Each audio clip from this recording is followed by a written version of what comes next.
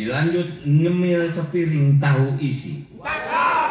Malam hari datang ke Taman Ismail Marzuki, saksikan para penyair beraksi dan berekspresi.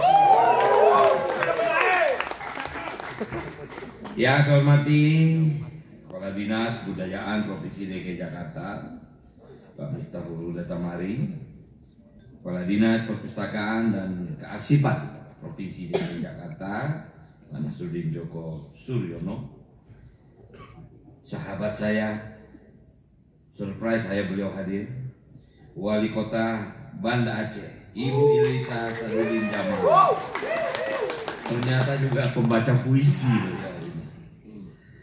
Para delegasi negara sahabat, Dewan Kurator Bapak Maman, Dewan Pengarah Bapak Imam Arif, Ketua Panitia Pak Ahmadudin, dan para penyair, tentu saja Ketua Koordinator Staf Khusus Gubernur Bapak Profesor Firdaus Ali. Izinkan saya membacakan orasi budaya. Tadi saya bingung apakah saya harus membacakan sambutan. Saya masih seorang seniman, jadi saya masih pantas untuk membacakan orasi budaya. Hadirin yang saya hormati, para penyair Nusantara dan sahabat-sahabat yang datang dari berbagai negeri, para kurator, budayawan, pelajar dan segenap warga kota yang hadir di tempat ini. Malam ini kita berkumpul di teater kecil sebagai tempat kita baku bicara, menautkan makna dan menghayati kebersamaan.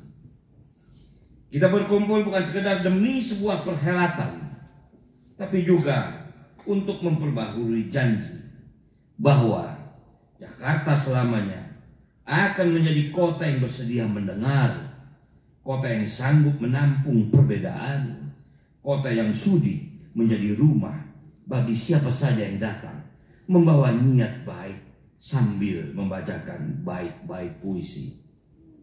PPN yang ke-13 menjahit harinya di Jakarta sejak kemarin hingga lusa mendatang.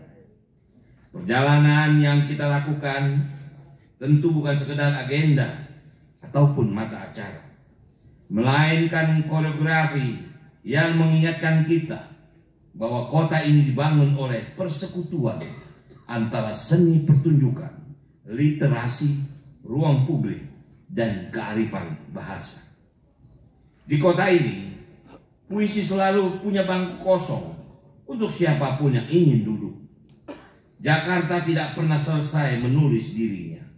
Setiap pagi, kota ini membuka halaman baru yang terinterupsi oleh bising klakson, digaris bawahi oleh kumandang azan dan lonceng gereja, serta diwarnai puluhan atau mungkin ratusan bahasa yang saling melintas.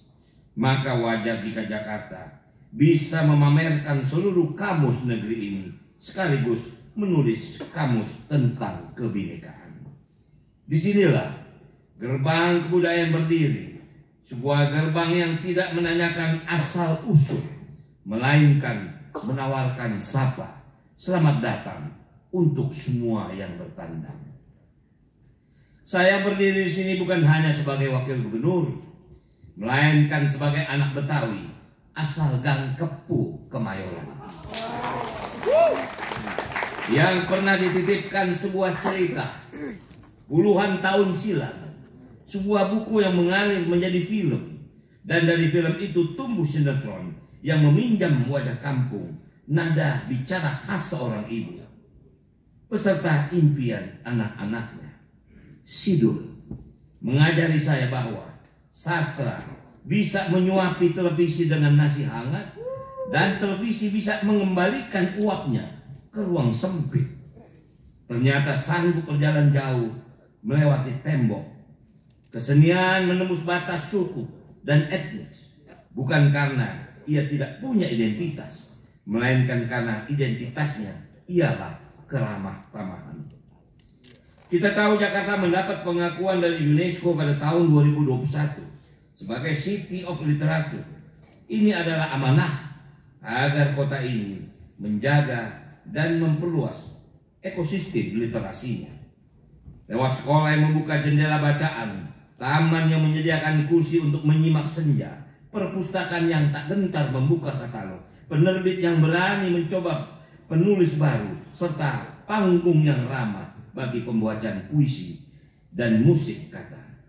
Di antara matrik ekonomi, konektivitas, dan inovasi, ada satu yang sering dianggap lunak, padahal tulang belakangnya kokoh dan tegak, yakni pengalaman budaya atau cultural experience.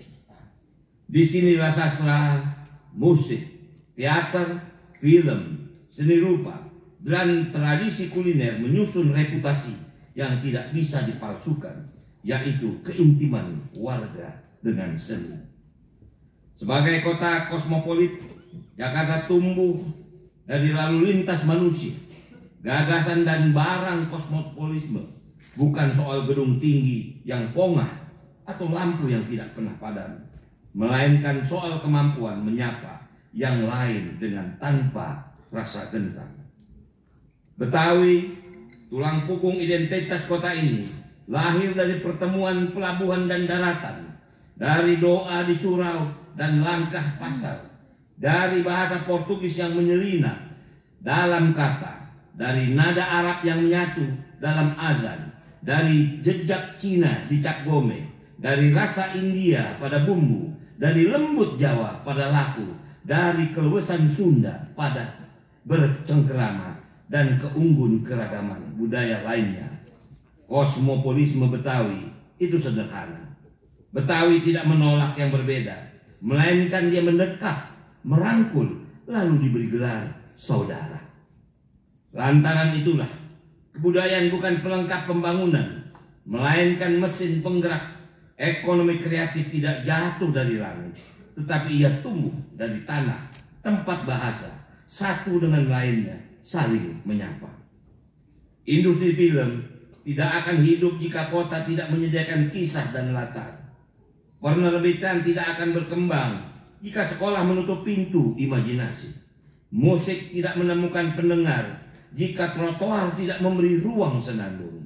Maka kebijakan kota harus memperlakukan kebudayaan sebagai infrastruktur yang mengalirkan makna, sebagaimana pipa mengalirkan air. Kita telah menyusun langkah-langkahnya. Pertama, Mas Pramono Anung dan saya sepakat untuk memperbanyak ruang ketiga berupa taman, balai warga, dan sudut-sudut baca yang menyediakan pertemuan lintas identitas. Jakarta akan menghidupkan kembali konsep taman sebagai tempat berkumpul warga, bukan sekadar hiasan kota, yakni tempat di mana pentak akustik bersanding dengan pembacaan puisi, tempat di mana kelas menulis gratis bertetangga dengan senam emak-emak, dan tempat di mana anak-anak menyentuh buku pertama mereka tanpa harus takut salah. Kedua, kami ingin memperkuat ekosistem literasi dengan mendorong diplomasi buku bersama kota-kota sahabat. Kita ingin buku-buku Jakarta menyeberang bahasa, dan sebaliknya buku-buku sahabat menyapa pembaca kita. Sebab kita tahu penerjemahan adalah jembatan persahabatan yang mengikat jarak. Jakarta menggarisbawahi pentingnya penerjemahan dalam kebijakan penerbitan agar karya sastra kita dapat hidup dalam banyak lidah. Ketiga, mendukung perancangan model penghargaan sastra yang kredibel dan inklusif. Penghargaan bukanlah puncak podium semata, tetapi ia adalah sistem yang memacu kualitas, membangun perbincangan, dan memberi kalender bagi publik untuk menantikan karya-karya terbaik. Workshop, kurasi, dan diskusi publik mesti menyertai penganugerahan, bukan sebagai seremoni, melainkan proses belajar terus-menerus. PPN ke-13 menempatkan perbincangan ini secara khusus agar kita tidak lelah merumuskan cara-cara yang adil untuk merayakan mutu. Keempat, menguatkan diplomasi budaya. Di forum ini kita menyebut ASEAN dengan nada akrab. Kita ingin puisi menjadi duta yang paling fasih karena ia bisa menyeberang tanpa membutuhkan visa. Puisi selalu berhasil meluluhkan cuaca yang tak bersahabat. Tema puisi untuk persaudaraan dan perdamaian kita bahwa sebagai kompas supaya kata-kata tidak menjadi pisau melainkan jembatan, dan upaya baik-baik tidak menyulut bara melainkan meredakan api. Kelima, menegakkan akses sebagai kata kunci dari penginapan para peserta hingga bus Transjakarta yang membawa kita berpindah lokasi, dari punggung yang dibuka di tim hingga perpustakaan yang memeluk kita di Merdeka Barat, dan dari puncak Monas yang mengajak kita memandang kota sebagai teks terbuka hingga malam penutupan di Badan Bahasa yang menyimpulkan kalimat. Maka PPN 13 membuktikan bahwa kebudayaan butuh logistik yang rapi. Kota yang peduli seni adalah kota yang cermat mengantar senimannya naik ke atas panggung. Hadirin yang berbahagia, kebudayaan memperkuat Jakarta sebagai kota global bukan karena kita ingin terlihat di mata dunia, tapi karena di sanalah marwah kita sebagai manusia dirawat. Global bukan berarti seragam, tapi global justru berarti mampu bertukar tanpa kehilangan jati diri. Kita menampung festival film internasional, pameran seni rupa, Biennale, hingga konser musik dunia. Namun di saat yang sama, kita menjaga gambang kromong tetap bernapas, lenong tetap berkelakar, palang pintu tetap mengajarkan adat, dan kuliner Betawi tetap menanak aroma di gang-gang kecil. Global City bukan panggung monolog, tapi ia orkestra yang memberi ruang untuk solo Betawi, duet Minang, kur Jawa, improvisasi jazz, dan bait Arab yang lirik. Semua itu akan menatapkan langkah kita menuju kota global. Karena dunia akan percaya pada kota yang juga percaya pada warganya, dan warganya akan percaya pada kotanya yang percaya pada imajinasinya. Hadirin yang saya muliakan, tidak lupa kita akui bahwa kemajuan tidak selalu berjalan mulus. Ada saat-saat ketika situasi politik dalam negeri mengganggu harmoni. Namun kota ini bersama masyarakatnya berkali-kali membuktikan ketabahan, kesadaran warganya, dan kerja keras kita semua membuat Jakarta tetap tolok ukur bagi banyak perihal. Seniman di banyak tempat masih menyimak Jakarta, bukan untuk meniru, melainkan untuk berdialog. Maka wajar jika PPN 13 mempercayakan panggung ini kepada Jakarta, bukan karena kota ini sempurna, melainkan karena Jakarta selalu bersedia belajar dan menyerap pengetahuan dari siapa saja. Kepada para sahabat dari Malaysia, Brunei Darussalam, Singapura, Thailand, juga dari negeri-negeri sahabat lain yang hadir di forum ini, terima kasih telah membawa suara dan aksara dari seberang. Di sini, di antara kita, segala aksen menjadi mungkin, segala diksi punya ruang.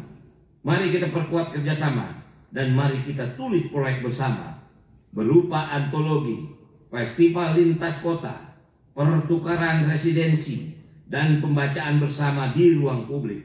Sebab diplomasi budaya adalah seni bertukar yang paling indah, di mana tak ada yang kehilangan karena semuanya memperoleh, mendapatkan. Pada akhirnya saya ingin kembali ke kalimat pembuka, bahwa Jakarta adalah kota yang bersedia mendengar. Jika puisi adalah telinga, maka Jakarta adalah kepala yang tak segan menunduk agar bisa menyimak lebih dekat. Bila selama ini kota berlari dengan peta infrastruktur keras, biarlah Jakarta melengkapi langkahnya dengan peta infrastruktur makna. Kita bangun jembatan baja, tapi jangan lupa membangun jembatan kata. Kita dirikan gedung tinggi, tapi jangan lupa menumbuhkan pohon metafola. Kita sibuk mengukur panjang jalan, tapi jangan lupa mengukur dalamnya perasaan yang menyusuri setapak di atasnya.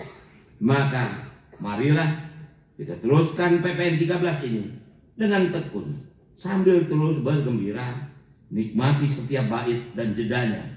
Mari rangkul perbedaan seperti kawan lama yang baru tiba, Dan ketika nanti kita turun dari panggung, jangan biarkan puisi kembali menjadi barang mewah di rak-rak sunyi.